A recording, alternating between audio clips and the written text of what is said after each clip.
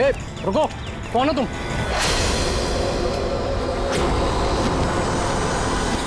तुम नहीं, यहाँ तुम नहीं हो सकते। नहीं। ए, रुक, अरे यहाँ आने की परमिशन नहीं है किसी को। वॉचमैन, पकड़ो इसे। वो देखो भाग रहा है, पकड़ो उसे।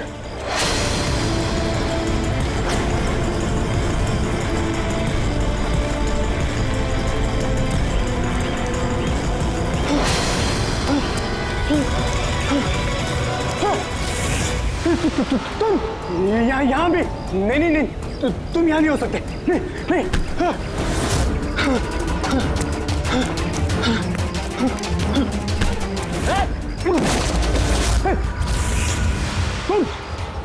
तुम मेरे पीछे क्यों पड़े?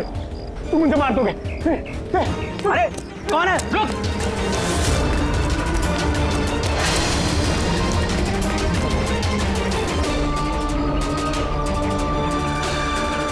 परेश, तुम कहाँ हो? मैं तुम्हारी मदद करने आया हूँ। देखो, डरो नहीं, सामने आओ। मैं तुम्हें उससे बचा लूंगा। कुछ नहीं कर पाएगा वो तुम्हारा। सामने आओ परेश।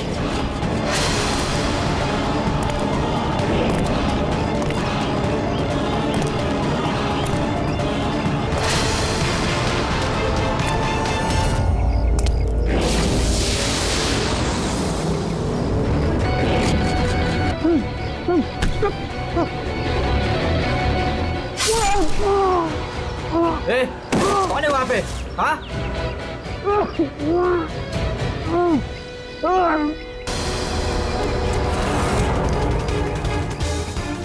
अरे क्या हुआ ये सब? अरे किसने किया? बोलो, बताओ। ठीक तो हो तुम? अरे बताओ किसने किया ये सब? सीनियर इंस्पेक्टर दया।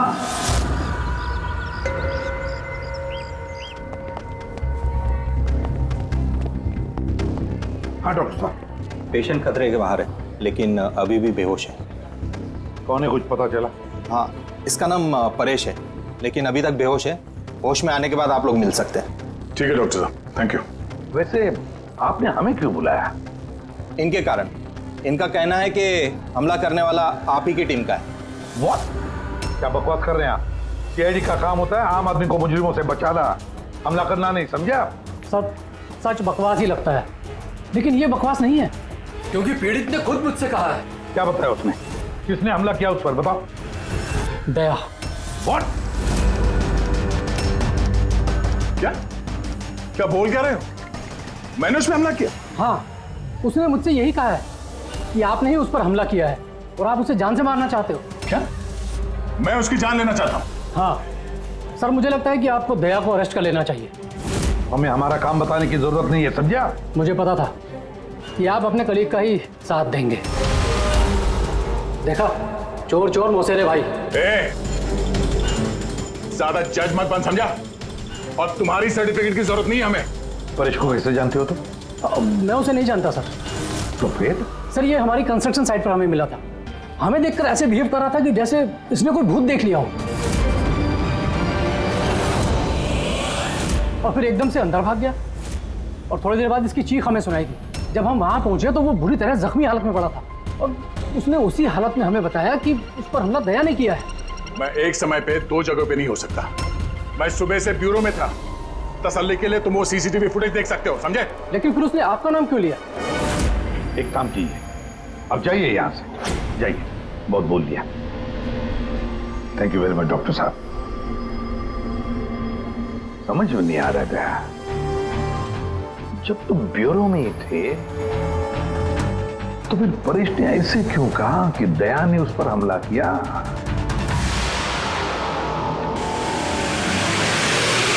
एक बात बताइए, जब आप लोगों ने यहाँ पे परेश को जख्मी हालत में देखा था तो उसके साथ में कोई था या किसी को आते जाते देखा हो? नहीं साहब, वो अकेला ही था। लेकिन सर, उसने इंस्पेक्टर दया का... पता है, उसने दया का नाम बोला। हम यहाँ वो जानने आए जो उसने नहीं बोला, समझे आप? और दया ऐसा नहीं कर सकता।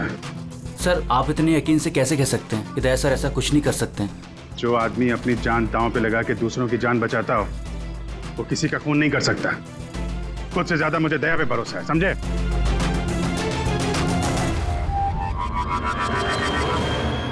आसपास चेक करते हैं, शायद कोई सबूत मिल जाए।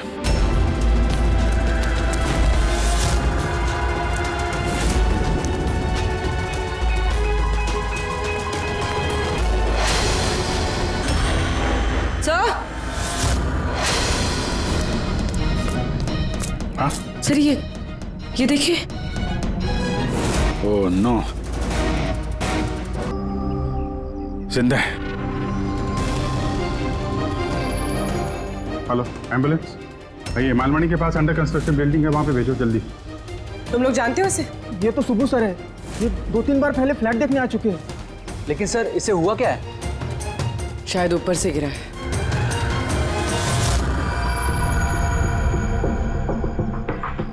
ऊपर से गिरा है या फिर गिराया गया है? पेशेंट की कंडीशन स्टेबल है, ये बहुत जल्द होश में आ जाएगी। गुड।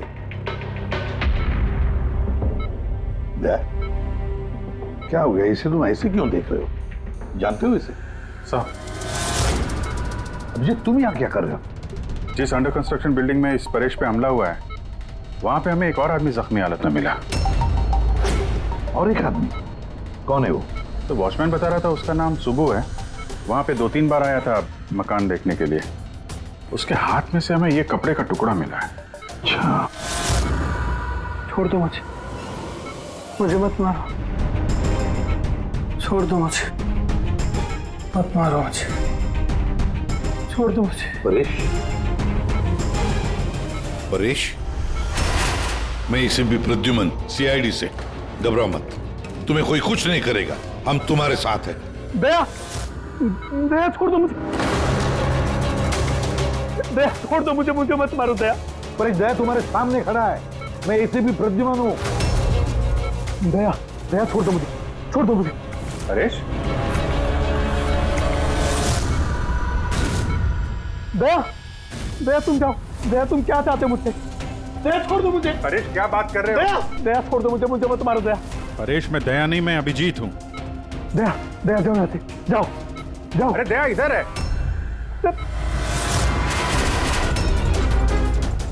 दया छोड़ दो मुझे मत मारो दया। परेश इधर देखो, हम पहले मिल चुके हैं, तुम जानते हो मुझे। दया छोड़ दो मुझे मत मारो। सब दया हो, तुम सब दया हो, मुझे मत मारो। डॉक्टर, दया छोड़ दो मुझे। डॉक्टर, दया छोड़ दो मुझे। डॉक्टर साहब, परेश, देखिए ना क्या हो गया इसको? दया छोड़ दो मुझे। एक मिनट, सब दया कुछ नहीं होगा तुम्हें। एक मिनट, सब दया हो तुम।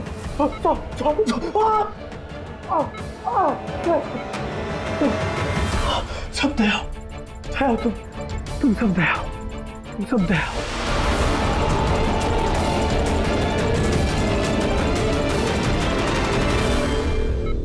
ये चक्कर है क्या?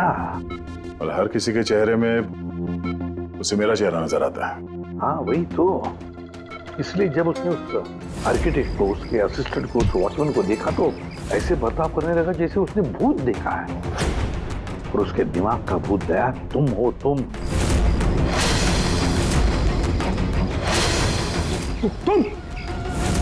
और इसीलिए उसे लगता है कि तुमने उस पर हमला किया है, क्योंकि हमलावर में भी वो तुम्हें ही देख रहा होगा।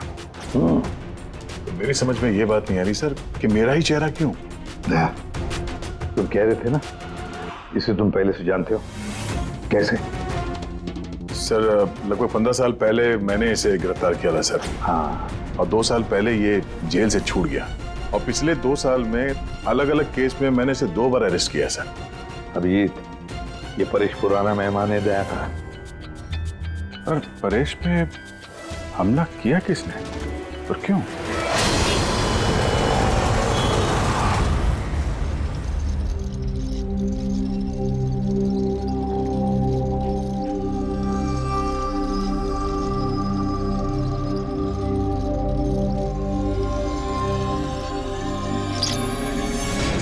अरे मैडम जरा ध्यान से।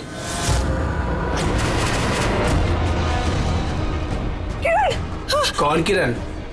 मैं कोई किरण नहीं हूँ।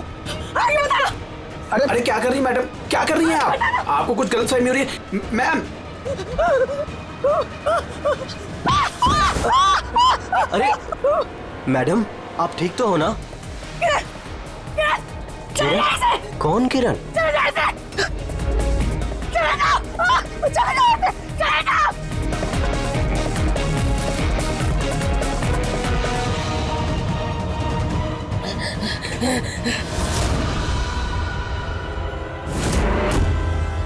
क्यों सुबू, कैसी तबीयत है तुम्हारी? सर पैर की हड्डी टूट गई है और बाकी इधर उधर थोड़ी सी चोटें लगी हैं।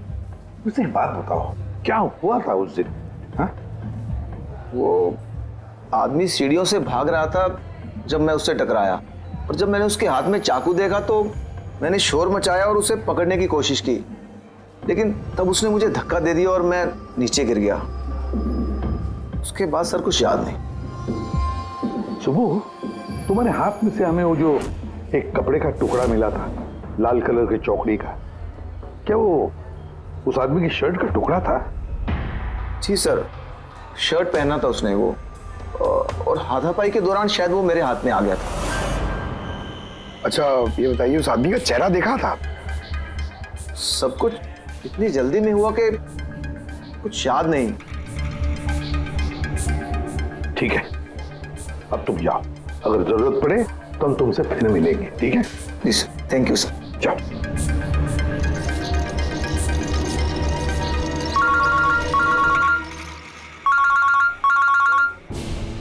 आ गया? क्या? कहां पर?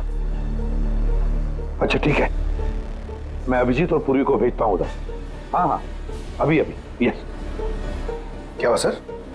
मैं बता रहा था कि किसी सुपरमार्केट में एक औरत आसपास के सभी लोगों पर हमला कर रही थी और हर एक को किरण किरण किरण नाम से पुकार रही थी।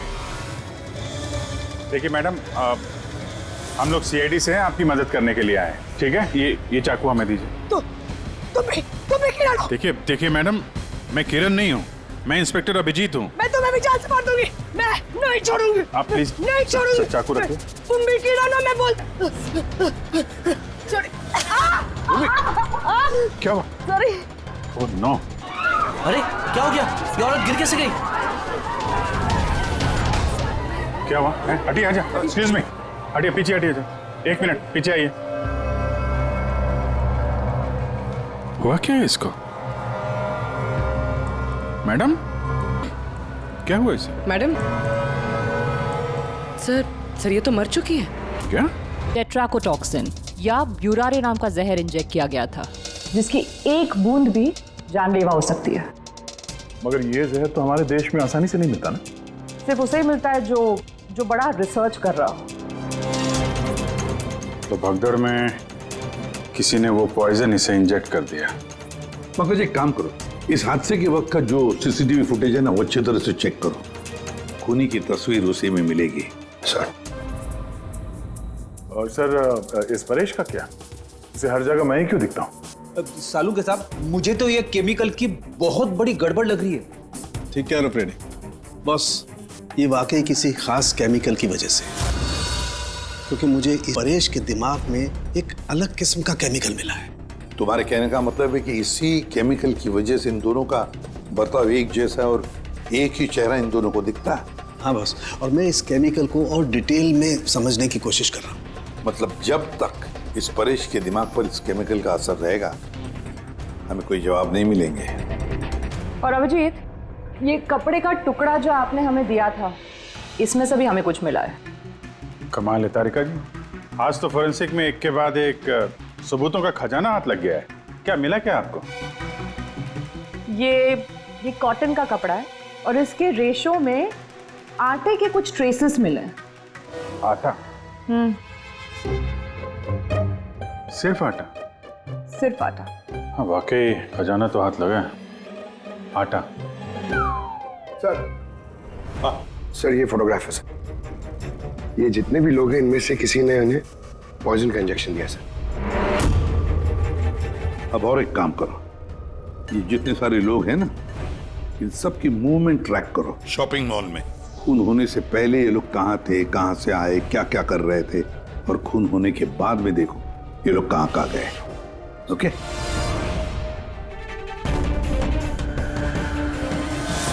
सर मैंने इस औरत का बैकग्राउंड चेक किया।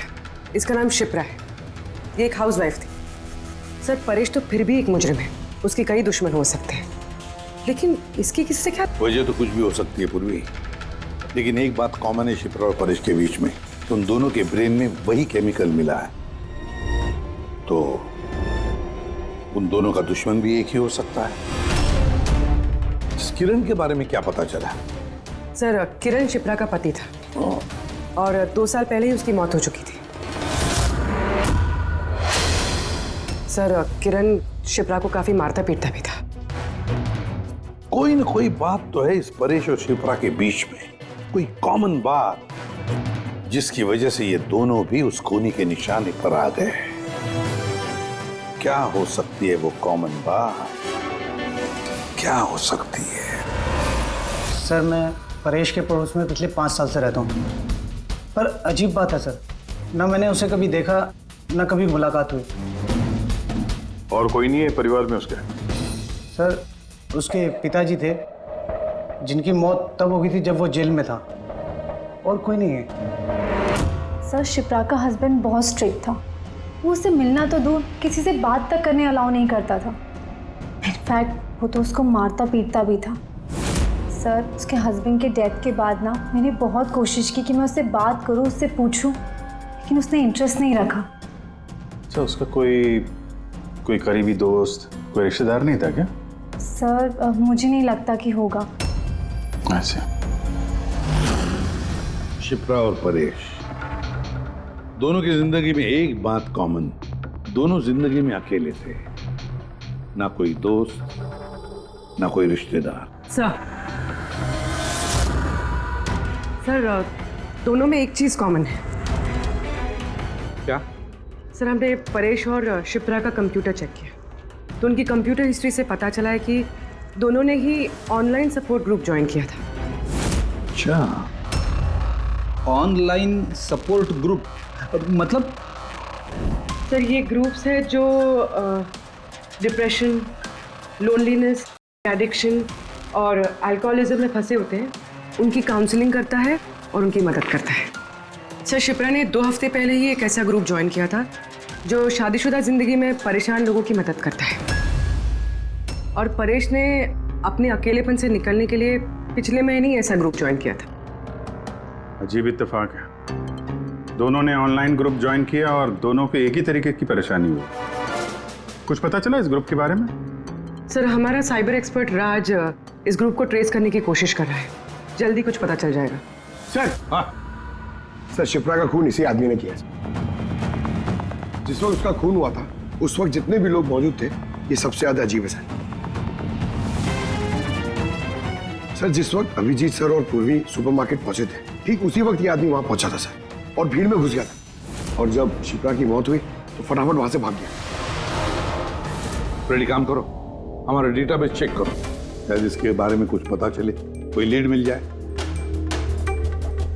इसका मतलब है सर ये खूनी सुपरमार्केट में कुछ खरीदने नहीं बल्कि शिप्रा को मारने के लिए आया था।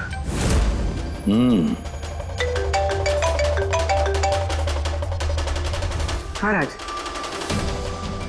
ओके ठीक है, तो तुम मुझे एड्रेस SMS कर दो। Thank you sir. Cyber expert Raj का फोन था, उसका कहना है कि ये दोनों ग्रुप्स एक ही IP एड्रेस से बनाए गए हैं। एक ही कंप्यूटर से? हाँ सर। IP का एड्रेस मिला है? हाँ सर, अंधेरी में एक प्रिंटिंग शॉप है, ये दोनों ग्रुप्स वहीं से बनाए गए हैं। बस, तो फिर अभिजीत तुम और पूर्वी जाओ वहां पर और देखो कौन है इस सबके पीछे और उसका क्या कनेक्शन है। सर क्या सोच रहे होते हैं? सर नहीं, पंकज ने भी बताया कि वो खूनी शिप्रा को मारने के इरादे से ही आया था।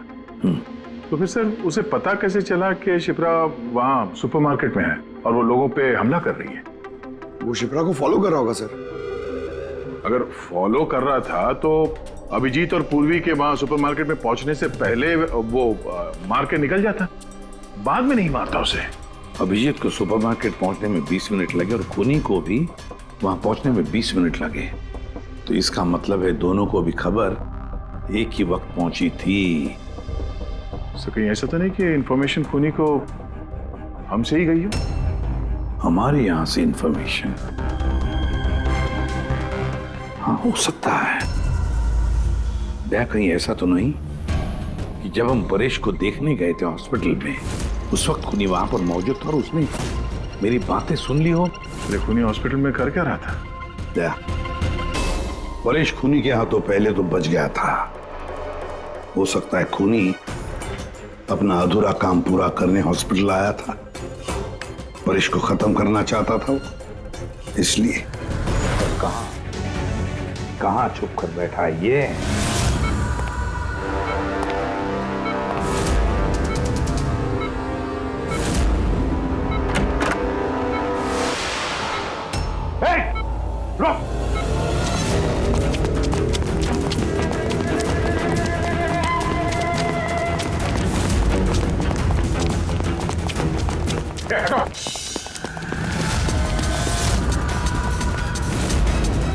कहाँ भागोगे?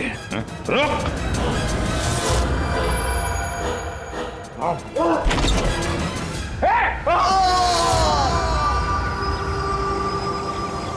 My God! हाँ भाई, क्या मिला? सर ये दोनों साइड डिलीट किए जा चुके हैं, अब वो ऑपरेशनल नहीं है। मतलब अपराधी ने सबूत मिटा दिया? जी सर, पर सर कुछ इंटरेस्टिंग चीजें मेरे हाथ लगी है। क्या? ये देखिए सर, इसी आईपी एड्रेस से, इसी कंप्यूटर से उस तरीके के 6 और ऑनलाइन सपोर्ट ग्रुप बनाए गए हैं। तो लोगों को फंसाने के लिए ऐसे कई ग्रुप बनाए गए हैं? बिल्कुल सर। सर बाकी ग्रुप डिटेल में चेक कर लेता हूँ। मतलब सर परेश और शिप्रा के अलावा और भी कई लोग हैं जिन्हें इन लोगों ने फंसाया है। मगर सर मकसद क्या हो सकता है इस तरह से साइट बना के लोगों को टारगेट करने का? वही केमिकल से रिलेटेड कुछ होगा। ये कुछ मिला रजिस्टर में? हाँ सर। सर पिछले 3 महीनों में 85 लोगों ने एक कंप्यूटर यूज किया है। सबकी डिटेल्स चेक करनी पड़ेगी। ठीक है सर ये देखिए, 6 में से 5 ग्रुप डिलीट किए जा चुके हैं, लेकिन अभी भी एक सपोर्ट ग्रुप एक्टिव है और अभी भी उसे कोई ऑपरेट कर रहा है। Enhancing the life of lonely people. मतलब साफ है, ग्रुप बनाया जाता है, तना लोगों को फंसाया जाता है और बाद में ग्रुप डिलीट। तो अब उन्हें एक और शिकार की जरूरत है। एक आइडिया है कोई? चले इस आदमी के बारे में। फिलहाल तो कुछ नहीं। वॉलेट के अलावा इसके पास कुछ भी नहीं मिला है, मोबाइल फोन तक नहीं। तो हमारे पास कोई सुराग नहीं है। दया, ये केस दिखता उतना सिंपल नहीं है, बहुत बड़ा षड्यंत्र है ही है। कई सारे लोग इसमें इन्वॉल्व है। ये तो इस खेल का मोहरा लग रहा है सर, वो भी भाड़े का। और इस केस का मास्टरमाइंड अभी भी आजाद घूम रहा है, अपने नए शिकार की तलाश में होगा। जल्द से जल्द ढूंढना होगा सर इसे। हाँ पंकज, आराम से। बस खड़े। ये क्या ही था उनके? सर आप ये क्या खेल खेल रहे हैं पंकज के साथ? नहीं नहीं, ये कोई खेल नहीं है। बस मैंने बताया था ना, ये केस बहुत ही पेचीदा है, बड़ा कॉम्प्लेक्स है। याद है ना, मैंने बताया था उस परेश के और उस शिप्रा के दिमाग में मुझे एक अलग तरीके का केमिकल मिला था। हाँ, मैंने उस केमिकल को रिप्लिकेट किया और इस पंकज के शरीर में इंजेक्ट कर दिया। What? तू पागल हो गया शाहरुख है? अगर इसे कुछ हो गया तो? अरे कुछ नहीं होगा यार, बिलीव मी, मैं पागल हूं क्या?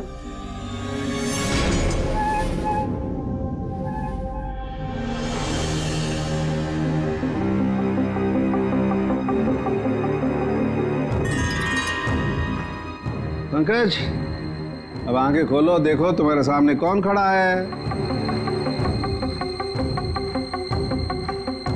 तो फ्रेडी सर है। ग्रेट, ये फ्रेडी सर है ना। अब इस तरफ देखो पंकज, यहां कौन खड़ा है?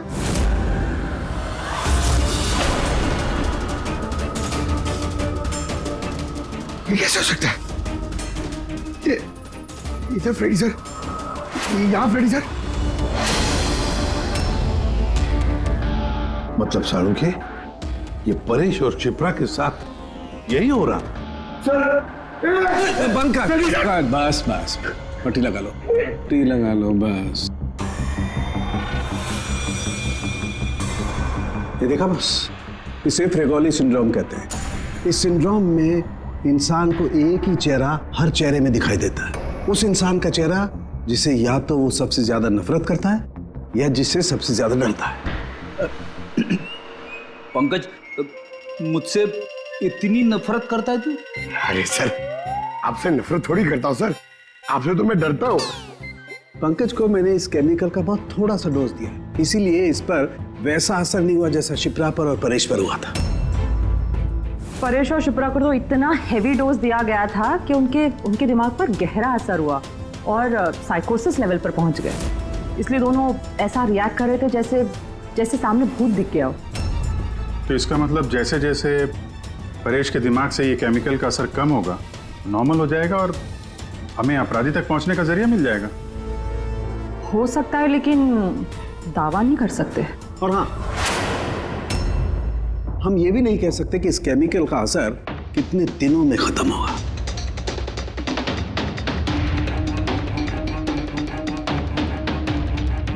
अगर हम परेश के ठीक होने का इंतजार करेंगे तो बहुत देर हो जाएगी। हमें कोई और तरीका ढूंढना होगा, कोई और तरीका। हाँ पूर्वी। सर, मैंने वो ऑनलाइन ग्रुप पे रजिस्टर कर लिया है और डिटेल्स भी एकदम परेश और शिप्रा की तरह थी। नो फ्रेंड्स, नो फैमिली, एकदम अकेले। उन लोगों को ऐसे लोगों की तलाश है। ये तुम्हारा ट्रैकर, इससे पता चलता रहेगा तुम्हारे मूवमेंट के बारे में। और ये तुम्हारा कैमरा। हमारे पास सिर्फ ये वॉलेट है सर, उस आदमी की पहचान और असलियत जानने के लिए, और ये कुछ चीजें मिली है साथ में। पेट्रोल पंप का बिल, ये होटल का मैच बॉक्स, खरीदा हुआ मैच बॉक्स, ये नंबर किसका है? ये सेलफोन लगता है किसी? सर, हम इस पेट्रोल पंप पे गए थे, वहां से पता चला सर ये आदमी महीने में 2-3 बार वहां पे आता है और सीसीटीवी फुटेज में हमने देखा कि वो अपने बाइक पे हर बार अलग अलग नंबर प्लेट लगा के आता है। हाँ, और पेमेंट कैश में करता है। और सर, ये मैच बॉक्स जिस होटल का है वहाँ पे भी हमने पूछताछ की। वो आदमी महीने में 5-6 दफ़ा खाना खाने आता है और पेमेंट भी कैश से करता है। सर, ये नंबर के बारे में आप पूछ रहे थे। सर, ये बार में एक लड़की है जो काम करती है, उसका है। वो कह रही थी कि उस आदमी का नाम अशोक है और 1-2 बार उनसे बात हुई है, फिर वो गायब हो गया सर। मतलब हमारे पास इस अशोक के बारे में सिर्फ इतनी इंफॉर्मेशन है। एक काम करते हैं, ये सारी जो लोकेशंस है ना, पेट्रोल पंप, बार और ये होटल, देखते हैं कहाँ पर है। जरा मैप दिखाओ।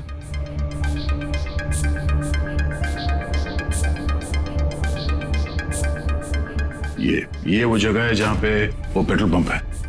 सर, यहाँ पे बाहर है सर। और सर, ये होटल है। बार, ये होटल, पेट्रोल पंप। दया सर, ऐसे नहीं लगता तुम्हें? देखो ना, ये सारे के सारे लोकेशंस 1 किलोमीटर के दायरे में है यहाँ से।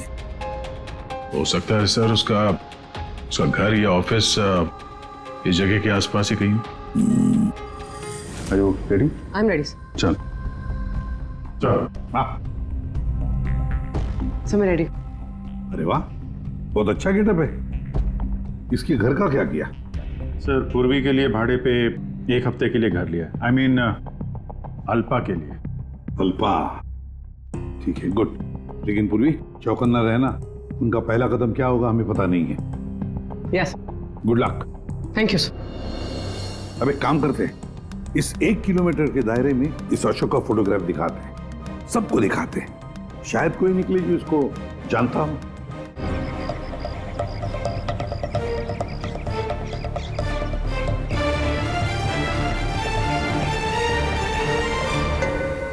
पूर्वी। हाँ सर। चौकन्ना रहना। सर, यहाँ पे तो सब ठीक है।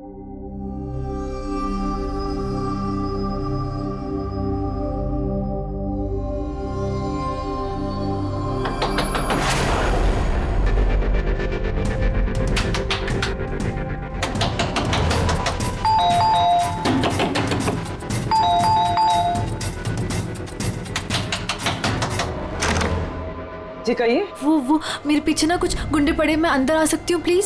1 मिनट। हाँ,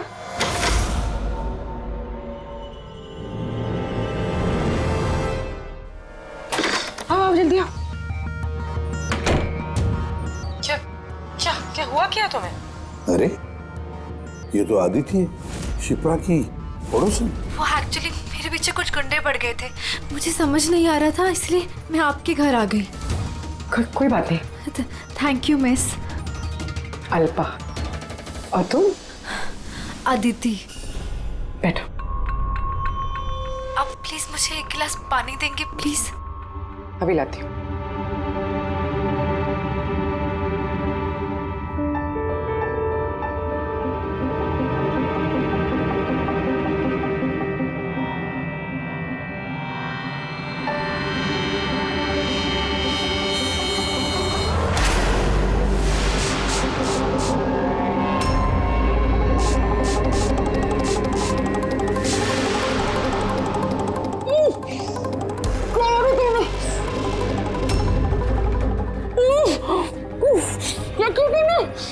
मत कर, कुछ ऐसा नहीं किया, ज्यादा दर्द नहीं दूंगी तुझे मैं।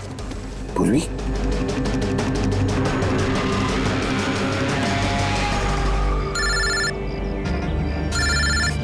हाँ सर। क्या शिप्रा की पड़ोसन अदिति? सर मैं फौरन वहां पहुंचता हूं। नहीं सर, अब अशोक का भी पता नहीं चला। ये सर। सब कुछ प्लान के मुताबिक तो चल रहा है। अब देखते ही आदिति पूर्वी को कहां लेकर जा रही है। अरे ये क्या, ट्रैकर एक ही जगह पे, मूवी नहीं हो रहा। कहीं ऐसा तो नहीं उन लोगों को ट्रैकर के बारे में पता चला हो, निकाल कर फेंक दिया हो। माय गॉड, अब तक पहुंचेंगे कैसे इन सब तक?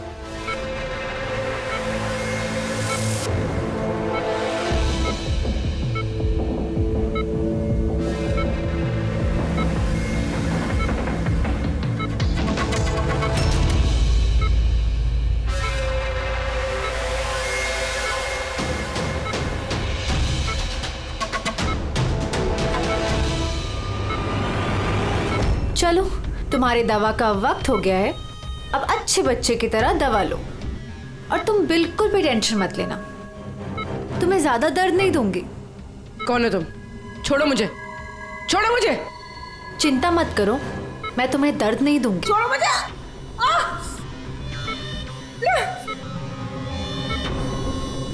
मैंने तुम्हें मना किया था ना कि कुछ दिनों के लिए हम किसी नए लोगों को नहीं लाएंगे, क्योंकि सीआईडी वाले हमें पागलों की तरह ढूंढ रहे हैं। हमारी कोई भी लापरवाही हमें बहुत महंगी पड़ सकती है। सर अदिति का घर बंद था, दरवाजा तोड़ के हम लोग अंदर भी घुसे पर कुछ हाथ नहीं लगा सर। इस अशोक का भी कुछ पता नहीं चल रहा है। सर ऐसा लग रहा है हमारे लिए सारे रास्ते बंद हो गए। नहीं फ्रेडी, हमारे लिए कोई रास्ता बंद नहीं होता, हम सीआईडी वाले रास्ता बनाते हैं। सर वो लोग कहीं पूर्वी को केमिकल इंजेक्शन ना दे दे। नहीं, कुछ नहीं करेंगे वो लोग, पूरी को कुछ नहीं होगा। कोई तो बात हम मिस कर रहे हैं, कोई तो बात है जो हमसे छूट रही है, पर क्या क्या हो सकती है वो बात? सर वो कपड़े का टुकड़ा जो हमें सुबह के हाथ में मिला था, उसके रेशे में आटा मिला था हमें। हाँ सर, आटा। जब मैं अशोक के बारे में रोड पे लोगों से पूछ रहा था, हाँ, तो वहां पे मैंने एक आटा की चक्की देखी थी और उसके पीछे एक पुरानी बिल्डिंग भी है। तो फिर जरूर वो आदमी जिसने परेश पर हमला किया उस आटे की चक्की के आसपास ही रहता होगा, इसीलिए तो उसकी शर्ट पर आटा आ गया। सर ये भी तो हो सकता है कि परेश पे हमला करने वाला अशोक ही हो। सर वो कपड़े का टुकड़ा भी अशोक का ही हो सकता है। ये भी हो सकता है कि परेश पे हमला करने वाला और ये अशोक दोनों एक गैंग के लिए काम करते हो और वो गैंग आटे के चक्की के आसपास होगा। सबके सब आटे के चक्की के आसपास ही हो गया अभिजीत, और पूर्वी को भी उस चक्की के आसपास ही रखा होगा।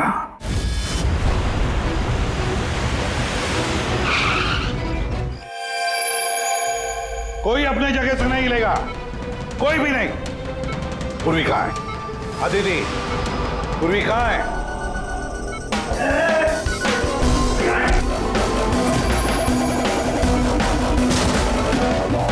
सब नर्सेज और डॉक्टर इस तरफ आ जाओ। चले। चलो तुम भी जल्दी।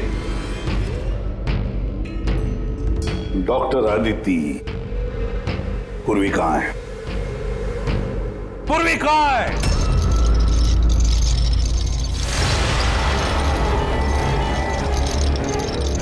तुम्हारी पूर्वी मेरे पास है एसीपी। सुब्बू तुम?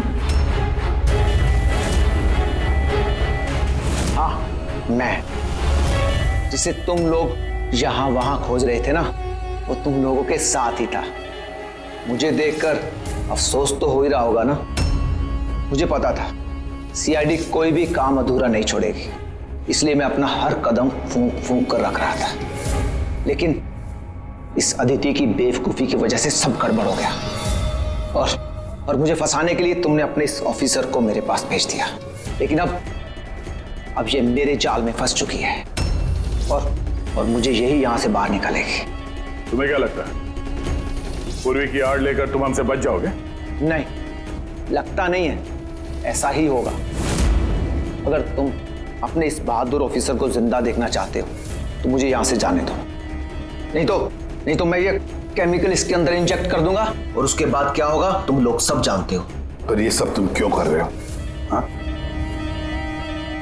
अपने बेटे रवि के लिए। अपने बेटे के लिए? हाँ, मेरे बेटे को पार्किंसन नाम की बीमारी है। मैं अपने केमिकल से उस बीमारी का इलाज ढूंढ रहा हूं और मैं जिस फार्मा में काम करता हूं वो मुझे इंसानों पर उसे ट्राई करने नहीं देते। इसीलिए तुमने अपने तरीके से लोगों को फंसा के उन पे ये एक्सपेरिमेंट करना शुरू कर दिया। अगर मैं ऐसे नहीं करूंगा तो मैं सही इलाज तक नहीं पहुंच पाऊंगा। कैसे पता चलेगा मुझे कि इन केमिकल्स का इंसानों पर रिएक्शन क्या होता है? और इसीलिए तुम सपोर्ट ग्रुप में ऐसे लोगों को टारगेट करते थे जो अकेले रहते थे, ताकि अगर वो गायब भी हो जाए तो किसी को भनक ना लगे और तुम उन पर अपने एक्सपेरिमेंट्स आराम से करते रहो। हाँ? अकेलेपन से जूझ रहे परेश को मैंने अपने सपोर्ट ग्रुप के जरिए फंसाया और उस पर एक्सपेरिमेंट शुरू किया। लेकिन इन सबकी गलती की वजह से वो यहां से भाग निकला और तुम लोगों के हाथ लग गया। नहीं तो मेरा प्लान कभी फेल नहीं होता। तभी तुम उसकी जान के पीछे पड़े हुए थे। मैं तो उसे अंडर कंस्ट्रक्शन बिल्डिंग में ही मार डालता, लेकिन वो आर्किटेक्ट बीच में आ गया। वहां तुम भी तो जख्मी हालत में मिले थे, ये क्या चक्कर है? परेश को जैसे ही मैंने चाकू मारा मुझे लोगों की आवाज आई और मैं वहां से भागना चाहा और हड़बड़ी में तुम्हारा पैर फिसल गया और तुम सीधे नीचे गिर गए। मैं तो वहां से भी भाग जाता, लेकिन मेरे टूटे हुए पैर की वजह से मैं भाग नहीं पाया। और इसीलिए तुमने विक्टिम होने का ढोंग किया ताकि तुम सेफ भी रहो और किसी को तुम पे शक भी ना हो। और तभी तुम लोगों की नजर मुझ पर पड़ी। और शिप्रा का क्या? उसे तो तुमने किडनैप नहीं किया था, वो तो सुपरमार्केट में घूम रही थी। सपोर्ट ग्रुप में से अदिति ने शिप्रा को चुना और हमने डिसाइड किया कि हम उसे किडनैप नहीं करेंगे और चुपचाप ये देते रहेंगे। खिलाड़ी तो तुम शातिर हो और थोड़े कच्चे हो, नहीं तो हमारे लिए सबूत नहीं छोड़ते तुम। याद है ना तुम्हारा वो शर्ट, उसका एक टुकड़ा, कपड़े का टुकड़ा, उस पर जो आटा लगा था ना, बस उसी के जरिए हम तुम तक पहुंच गए।